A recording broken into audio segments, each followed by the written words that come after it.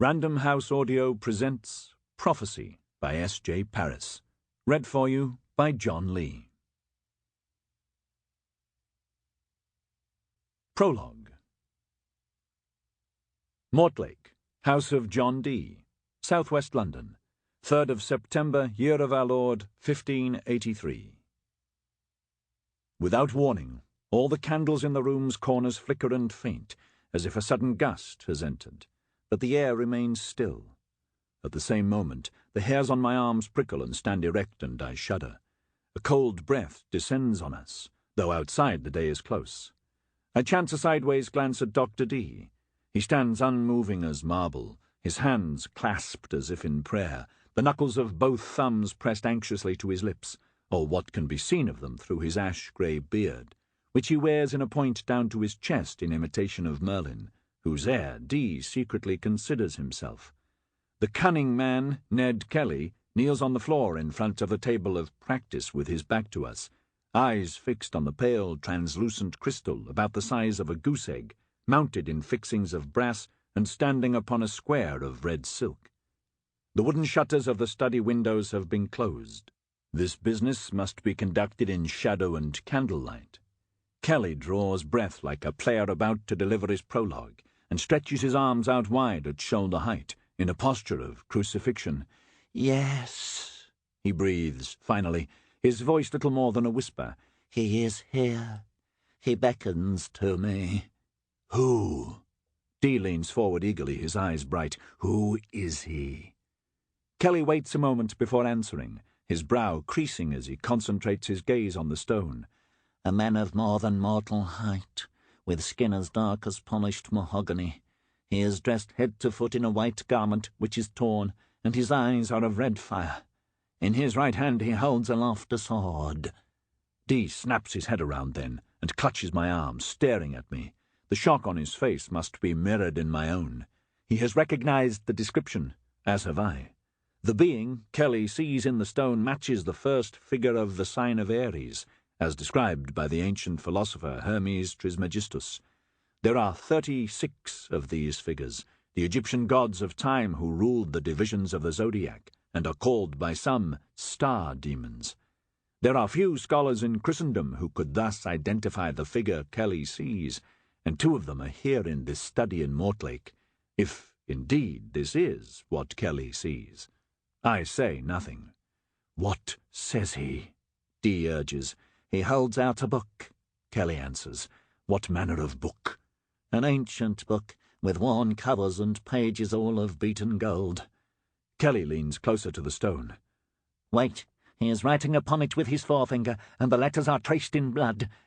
I want to ask what he has done with the sword while he writes in this book. Has he tucked it under his arm, perhaps? But D would not thank me for holding this business lightly. Beside me, he draws in his breath, impatient to hear what the spirit is writing. "X.V." Kelly reports after a moment.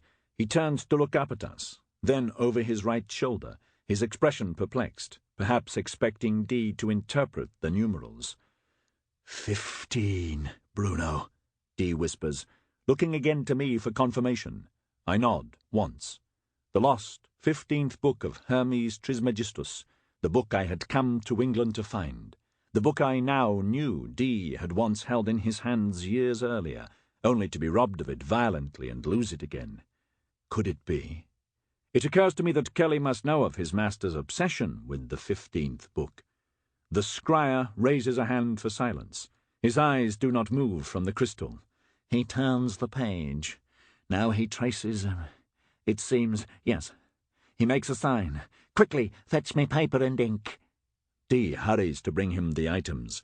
Kelly reaches out and flaps his hand impatiently, as if afraid the image will fade before he has time to transcribe it. He takes the quill and, still gazing intently into the stone, sketches the astrological symbol of the planet Jupiter and holds it up for our inspection. I tense. D feels it where his hand still holds my arm, and half turns to look at me with questioning eyebrows. I keep my face empty of expression.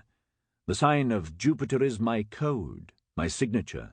It replaces my name as the sign that my letters of intelligence are authentic. Only 2 people in the world know this. myself and Sir Francis Walsingham, Her Majesty's Principal Secretary of State and Chief Intelligencer. It is a common enough sign in astrology, and coincidence, surely, that Kelly has drawn it. Still, I regard the back of Kelly's head with increased suspicion.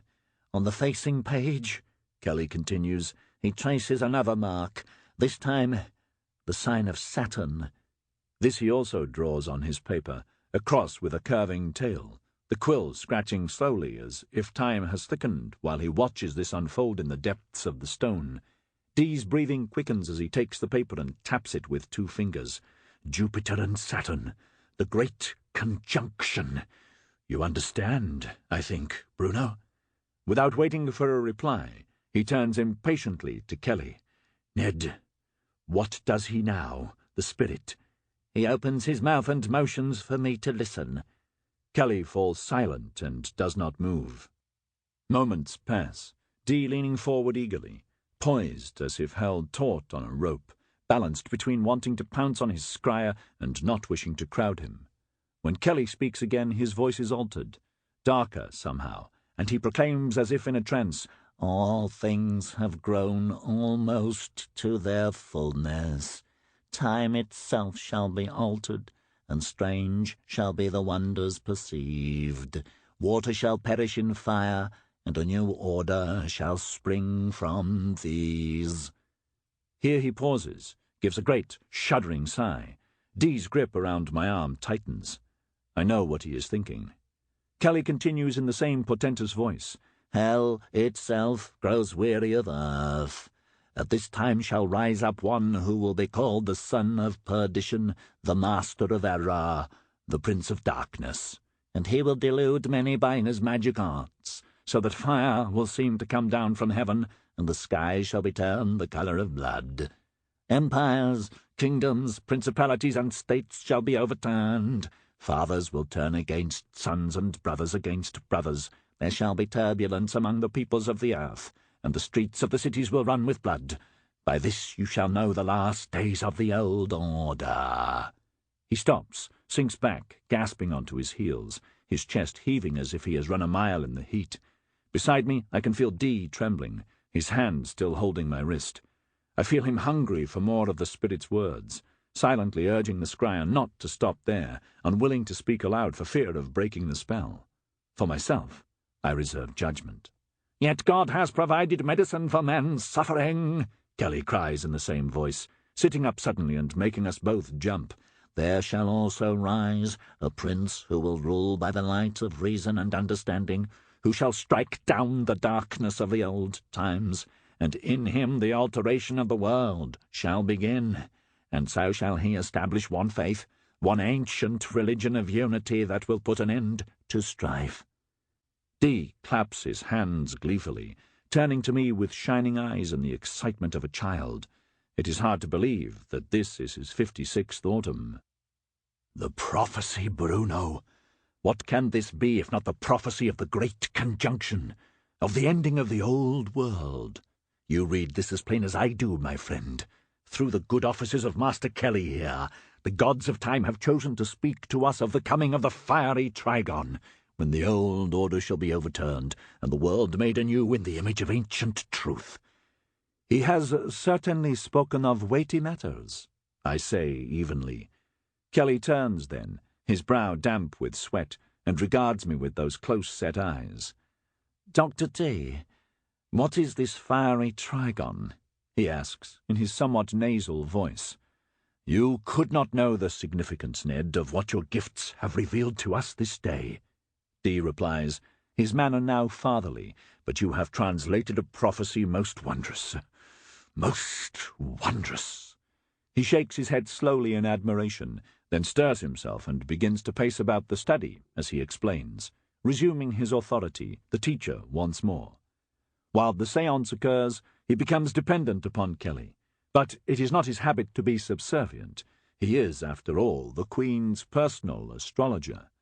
Once every 20 years, he says, holding up a forefinger like a schoolmaster, the 2 most powerful planets in our cosmology, Jupiter and Saturn, align with each other, each time moving through the 12 signs of the zodiac. every 200 years, give or take. Sample complete. Ready to continue?